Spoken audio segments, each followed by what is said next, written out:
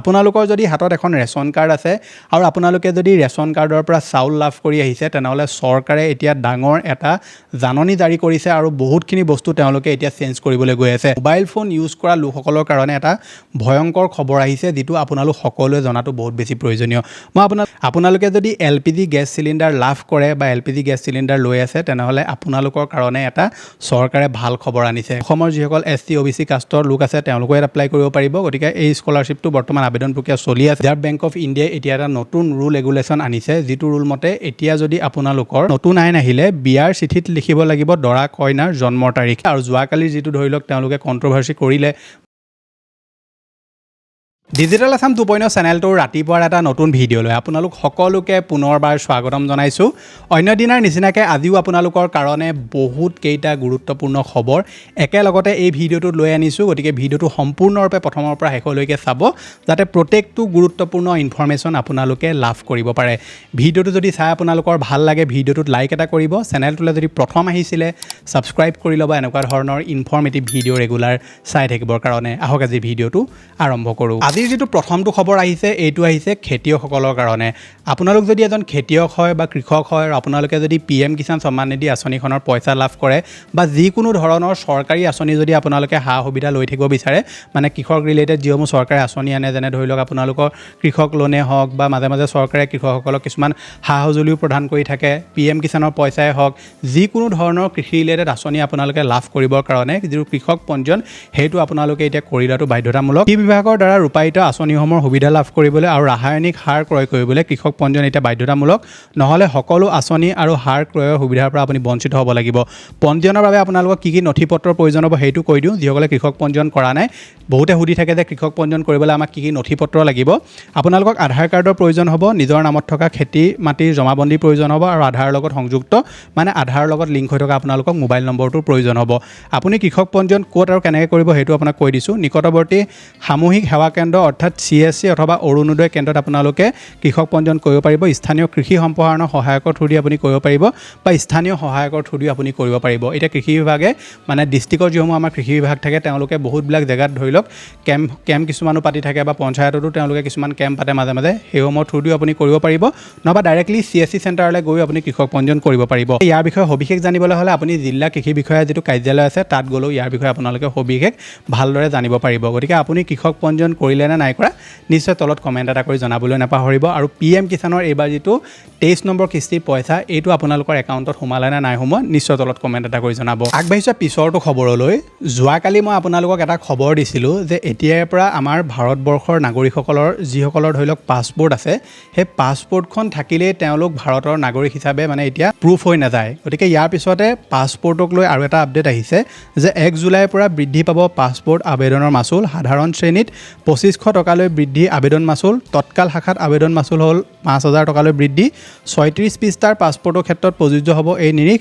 60 পৃষ্ঠাৰ পাছপোৰ্ট আবেদনৰ মাচুলো বৃদ্ধি কৰা হৈছে। সাধাৰণ শাখাত 3500 টকালৈ বৃদ্ধি আবেদনৰ মাচুল আৰু তৎকাল শাখাত 6000 টকালৈ বৃদ্ধি আবেদনৰ মাচুল। ডুপ্লিকেট পাছপোৰ্টৰ মাচুল এতিয়া 8500 টকালৈ বৃদ্ধি। গতিকে আপোনালোকে আগত পাছপোৰ্ট এপ্লাই কৰোঁতে যিমান আপুনি পে' কৰিছিলে এতিয়া তাতকৈ আপোনালোকে বেছি পে' কৰিব লাগিব।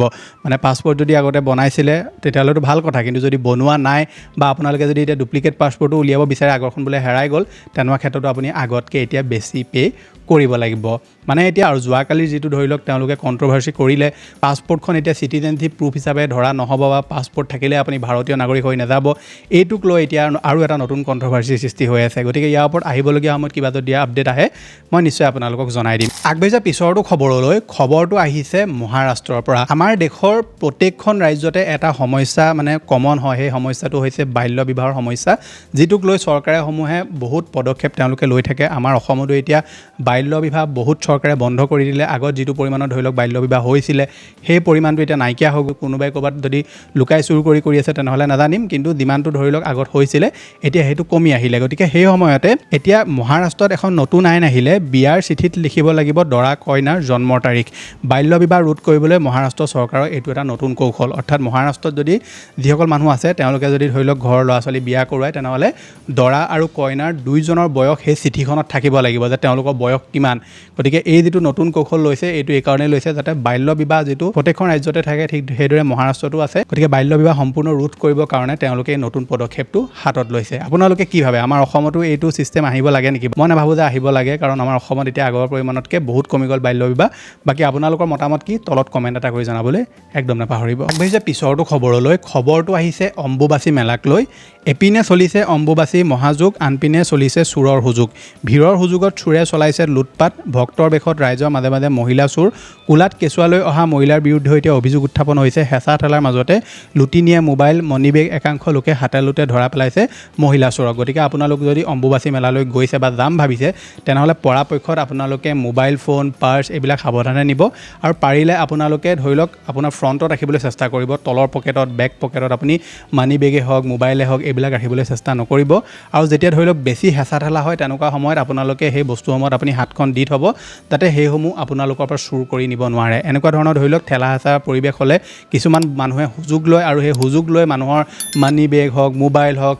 আৰু অন্য বহুতবিলাক বস্তু চুৰ কৰি লৈ গুচি যায় আৰু পিছত গমেই নাপায় যে কেতিয়া ক'ৰ পৰা উঠাই লৈ গুচি গ'ল আপুনি যেতিয়া ধৰি লওক সেই ভিৰটোৰ পৰা ওলাই যাব যেতিয়া আপুনি মানি বেগটো চেক কৰিব দেখিব মানি বেগো নাই মোবাইলো নাই আৰু একোৱে আপোনাৰ হাতত নাই গতিকে সাৱধানে থাকিব যদি অম্বুবাচী মেলালৈ যাম ভাবিছে তেনেহ'লে আপোনালোকে এইখিনি সাৱধানতা অৱলম্বন কৰিব অৱশ্যে পিছৰটো খবৰটো আহিছে PF একাউণ্টক লৈ আপোনালোকৰ যদি PF একাউণ্ট আছে মানে প্ৰভিডেণ্ট ফাণ্ডত যদি আপোনালোকৰ একাউণ্ট আছে তেনেহ'লে এটা আপডেট আহিছে যে 26 জুনৰ পৰা 28 জুনলৈকে আপোনালোকে PFৰ কামসমূহ কৰিব নোৱাৰিব মানে কিছুমান কাম আপুনি কৰিব নোৱাৰিব যেনে PF আপুনি ক্লেইম কৰিব নোৱাৰিব লগতে আপোনালোকে আৰু বহুতবিলাক সৰু সুৰা কাম তাৰ পৰা কৰিব নোৱাৰিব যেনে পাছবুক ডাউনলোডো আপোনালোকে সময়মতে কৰিব নোৱাৰিব পাৰে আৰু সেইটো আপোনালোকৰ 28 জুনলৈকে থাকিব তেওঁলোকে ছফ্টৱেৰটো আপগ্ৰেড কৰি থকাৰ কাৰণে বৰ্তমান PFৰ কামসমূহ তেওঁলোকে স্তব্ধ কৰি ৰাখিছে গতিকে আপোনালোকে যদি এইকেইদিনত PFৰ কিবা ক্লেইম কৰিবলগীয়া আছিলে বা PFৰ কিবা যদি কাম আপুনি কৰিবলগীয়া আছিলে তেনেহ'লে কৰিব নোৱাৰিব 28 জুনৰ পিছতহে আপোনালোকে PFৰ কাম কৰিব পাৰিব আগবাঢ়িছে পিছৰটো খবৰটো আহিছে কণ্টেণ্ট ক্ৰিয়েটৰসকলৰ কাৰণে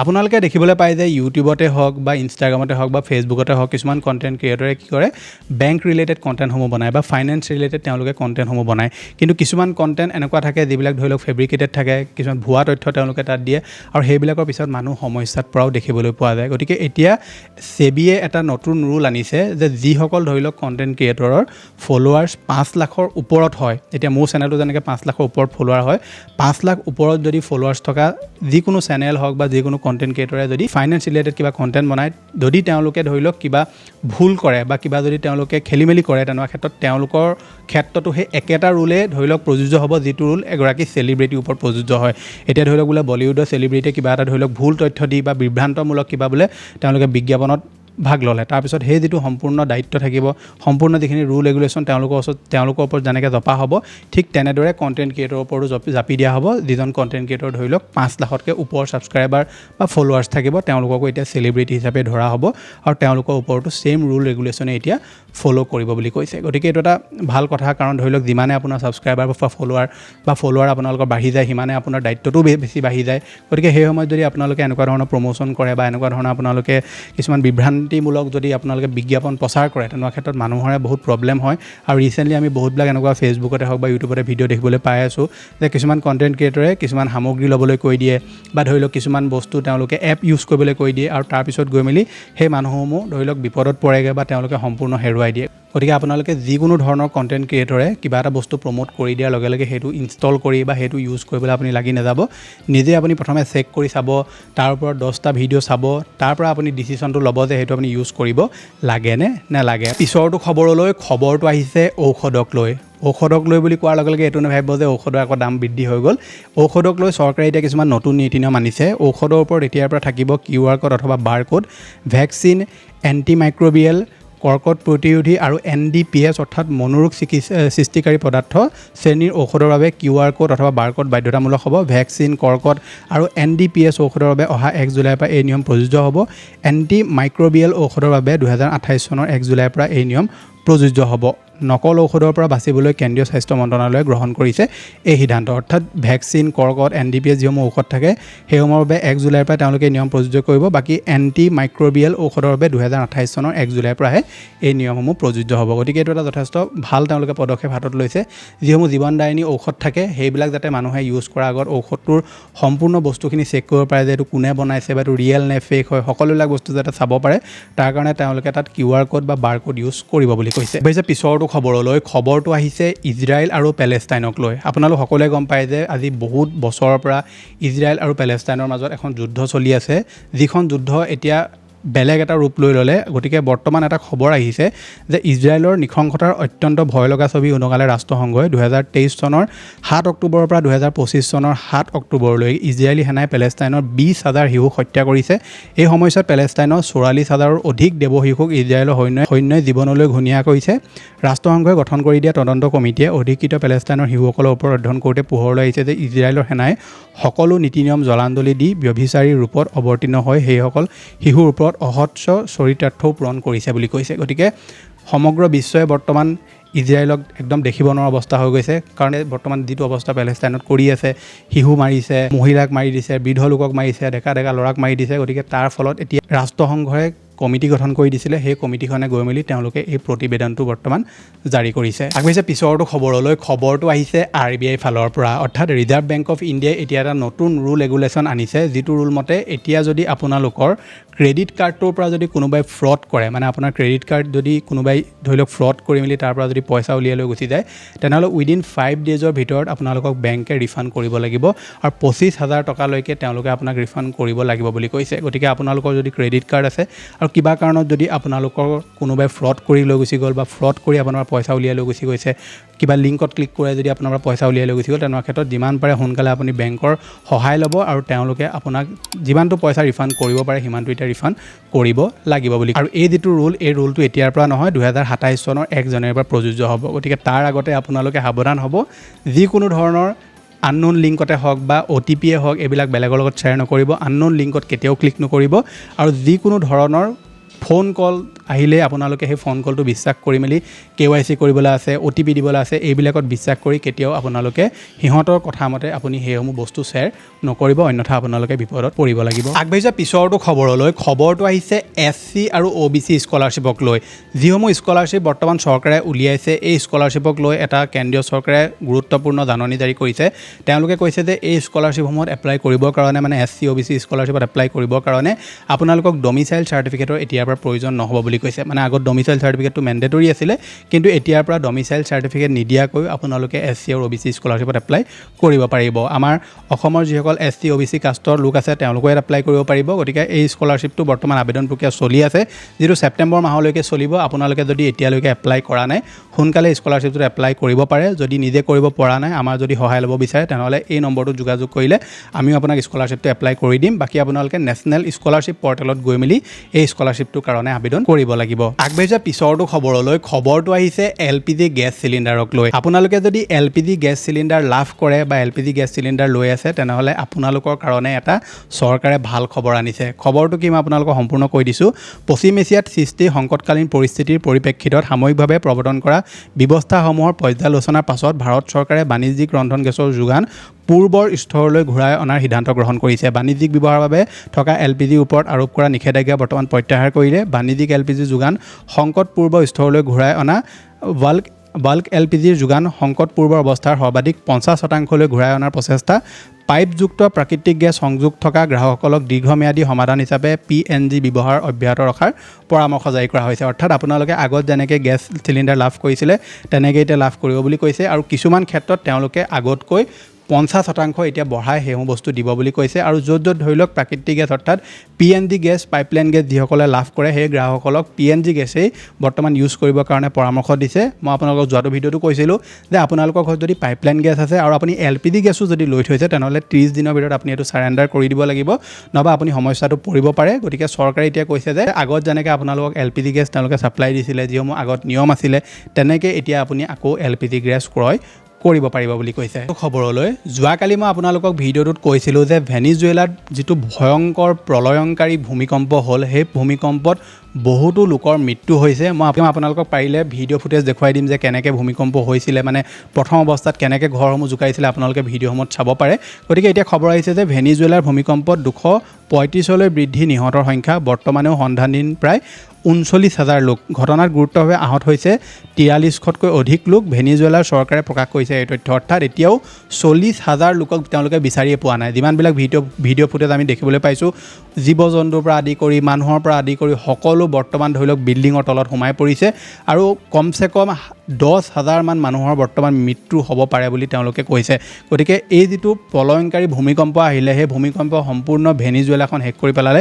মানে উচ্চ অট্টালিকা একদম ছেকেণ্ডত খহি গুচি গ'ল আৰু তাৰ পাছত সেই অট্টালিকাসমূহত যিবোৰ মানুহ আছিলে তেওঁলোকে তললৈ আহিবলৈও নাপালে। মানে ধৰি লওক ওখ মহলৰ অট্টালিকা, য'ৰ পৰা মানুহ তললৈ আহিবলৈ মানে এটলিষ্ট 5-6 মিনিট লাগি যায় বা 10 মিনিট লাগি যায়, তেওঁলোকে নামি আহে, মানে সম্পূৰ্ণ অট্টালিকাটোৱে খহি পৰিলে আৰু তাৰ ফলত বহুতো হাজাৰ মানুহ, এতিয়া 40,000 মান মানুহ তেওঁলোকে কৈছে যে এতিয়াও বিচাৰি পোৱা নাই। গতিকে আমি সকলোৱে এইটোৱে আশা কৰিম যে যিমান হওক কম সংখ্যক মানুহ তাত মৃত্যু হওক আৰু সোনকালে এই পৰিস্থিতিৰ লগত যাতে ভেনিজুৱেলাবিলাক কৰিব পাৰে, সেইটো আমি প্ৰাৰ্থনা কৰিম। পিছে পিছৰটো খবৰলৈ, খবৰটো কিন্তু গুৰুত্বপূৰ্ণ। আপোনালোকে যদি মোবাইল ফোন ইউজ কৰে, এতিয়া মোবাইল ফোনটো আপোনালোক সকলোৱে ইউজ কৰে, এতিয়া মোবাইল ফোন ইউজ কৰা লোকসকলৰ কাৰণে এটা ভয়ংকৰ খবৰ আহিছে, যিটো আপোনালোক সকলোৱে জনাটো বহুত বেছি প্ৰয়োজনীয়।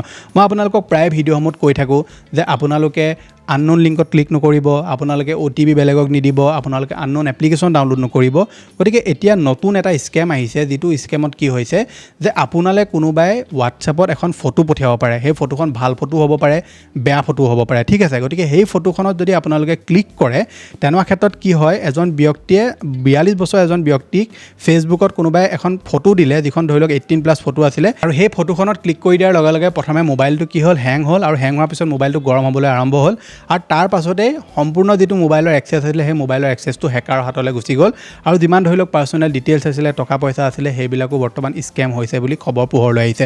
পিছত ব্যক্তিজনে গৈ পুলিচৰ সহায় ল'লে আৰু পুলিচে বৰ্তমান কেছ এটা ৰুজু কৰিছে আৰু তাৰ পৰা তদন্ত এতিয়া আৰম্ভ কৰিছে। গতিকে আপোনালোকলৈ যদি কোনোবাই হোৱাটছআপত আননোন নাম্বাৰৰ পৰা যদি কিবা ফটো দিয়ে, কিবা ভিডিঅ' দিয়ে, কিবা লিংক দিয়ে, কেতিয়াও তাত ক্লিক নকৰিব। আৰু আপোনালোকৰ মোবাইলটো যদি কেতিয়াবা আনইউজুৱেল নিচিনাকৈ ধৰি লওক মোবাইলটো বোলে আপোনাৰ বেটেৰী অট'মেটিকলি গৈ আছে, মোবাইলটোত অট'মেটিকলি ডাটা অন হৈ আছে, মোবাইলটো থৈ দিছে তাৰ পাছতো গৰম হৈ আছে, তেনেকুৱা ক্ষেত্ৰত কিন্তু আপোনালোকে বস্তুখিনি ভালদৰে চাব যে প্ৰব্লেমটো আচলতে হৈছে কি। কোনোবা জনা শুনা ব্যক্তিক প্ৰথমে দেখুৱাব যে মোবাইলটো এইটো প্ৰব্লেম। কেতিয়াবা কি হয়, আপোনাৰ বেকগ্ৰাউণ্ডত কিছুমান এপ্লিকেশ্যন ডাউনলোড হৈ থাকে, বেকগ্ৰাউণ্ডত কিবা প্ৰচেছ হৈ থাকে, সেইকাৰণেও হৈ যায়। কিন্তু যেতিয়া আপুনি একো নকৰাকৈ মোবাইলটো বেকগ্ৰাউণ্ডত কিবা প্ৰচেছ হৈ আছে, সেইসমূহৰ ফলত কি হ'ব, আপোনাৰ মোবাইলটো হেক হোৱাৰো চান্স থাকে। মেলৱেৰ আপোনাৰ মোবাইলত অট'মেটিকলি ইনষ্টল কৰি দিয়া হয় আৰু তাৰ পৰা আপোনাৰ মোবাইলটো হেক কৰিবলৈ আৰম্ভ কৰি দিয়ে। গতিকে আপোনালোকে মোবাইল ইউজ কৰোঁতে আজিকালি সাৱধান হওক। ইনষ্টাগ্ৰাম, ফেচবুক, ইউটিউব, টুইটাৰ, যিকোনো ক্ষেত্ৰতে আপোনালোকে কিবা ফটো পাইছে, কিবা লিংক পাইছে, সেইবিলাকত ক্লিক কৰি ফটককৈ নিদিব। প্ৰথমে চাব যে সেইটো কি হয়, তাৰ পৰাহে আপোনালোকে চালি জাৰিহে বস্তুখিনি আপোনালোকে চাবলৈ চেষ্টা কৰিব, নহ'বা আপোনালোক ডাঙৰ সমস্যাত পৰিব পাৰে। বেছি আজি শেষৰটো খবৰলৈ, খবৰটো আহিছে ৰেচন কাৰ্ড থকা লোকসকলৰ কাৰণে। আপোনালোকৰ যদি হাতত এখন ৰেচন কাৰ্ড আছে আৰু আপোনালোকে যদি ৰেচন কাৰ্ডৰ পৰা চাউল লাভ কৰি আহিছে, তেনেহ'লে চৰকাৰে এতিয়া ডাঙৰ এটা জাননী জাৰি কৰিছে আৰু বহুতখিনি বস্তু তেওঁলোকে এতিয়া চেঞ্জ কৰিবলৈ গৈ আছে। ৰেচন কাৰ্ডৰ চাউল যোগানত বৃহৎ সালসলনি কৰিছে চৰকাৰে। পৰিয়ালৰ প্ৰতি সদস্যৰ বিপৰীতে লাভ কৰিব এতিয়া 7 কিলোগ্ৰাম চাউল।